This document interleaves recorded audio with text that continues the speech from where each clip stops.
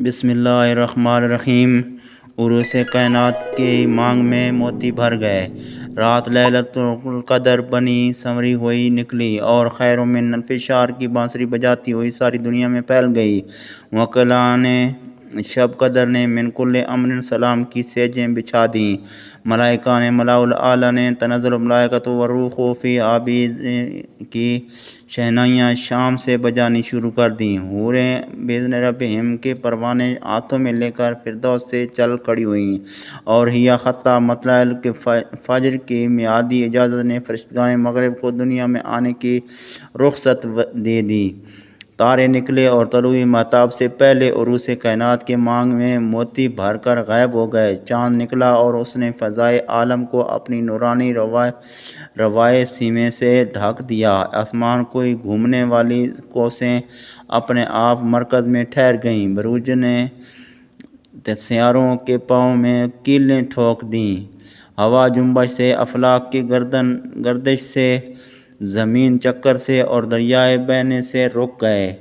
کارخانہ قدرت کی کسی مقدس مہمان کا خیر مقدم کرنے کے لیے رات کے بعد اور صبح سے پہلے بالکل خاموش ہو گیا۔ انتظام و اہتمام کی تکان نے چاند کی آنکھوں کو چھپکا دیا، نسیم سحری کی آنکھیں جوش خواب سے بند ہونے لگیں، پھولوں میں نگت، کلیوں میں خوشبو، کونپلوں میں مہک محو خواب ہو گئیں، درختوں کی مشام خوشبوئی تقدس سے ایسے مہکے کہ پتا پتا مخمور ہو کر سرب سجود ہو گیا۔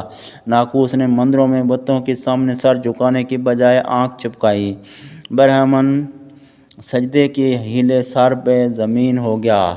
غرض کہ کائنات کا ذرہ ذرہ اور قطرہ قطرہ ایک منٹ کے لیے غیر متحرک ہو گیا۔ اس کے بعد وہ لمحہ آ گیا جس کے لیے یہ سب انتظامات تھے۔ فرشتوں کے پرے خشوعیوں سے بھرے آسمانوں سے زمین پر اترنے لگے اور دنیا کی جمود میں ایک بیدار انقلاب پوشیدہ طور پر کام کرتا ہوا نظر آنے لگا۔ ملہم غیب نے منادی کی کہ افضل البشر خاتم الانبیاء سرپردہ لاہوت سے عالم ناسوت سے تشریف لانے والے ہیں۔ رات نے کہا میں نے شام سے یکساں انتظار کیا ہے کہ اس گوہر رسالت کو میرے دامن میں ڈال دیا جائے۔ دن نے کہا میرا رتبہ رات سے بلند ہے، مجھے کیوں محروم رکھا جائے۔ دونوں کی حسرتیں قابل نوازش نظر آئیں، کچھ حصہ دن کا لیا، کچھ رات کا۔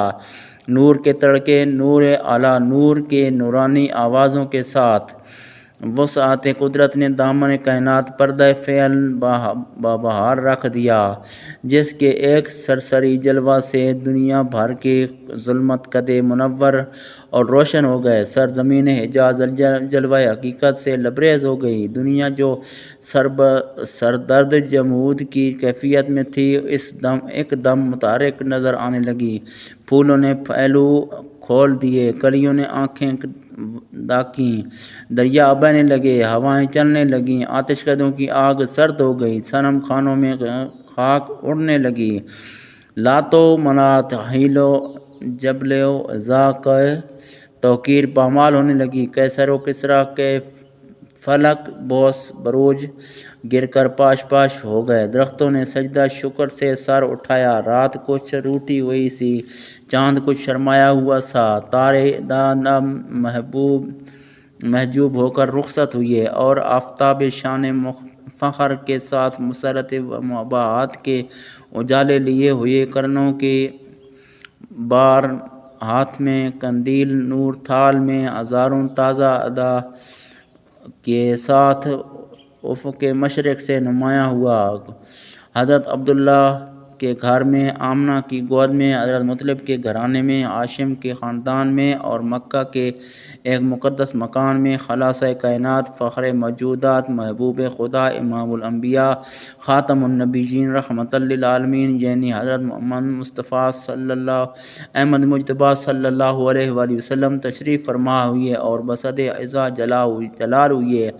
سبحان اللہ! ربیع الاول کی 12ویں تاریخ کتنی مقدس، جس نے ایسی سعادت پا لی۔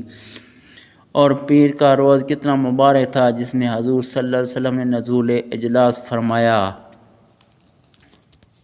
انشاءاللہ اگلی ویڈیو میں پھر ملاقات ہوگی۔ اللہ حافظ۔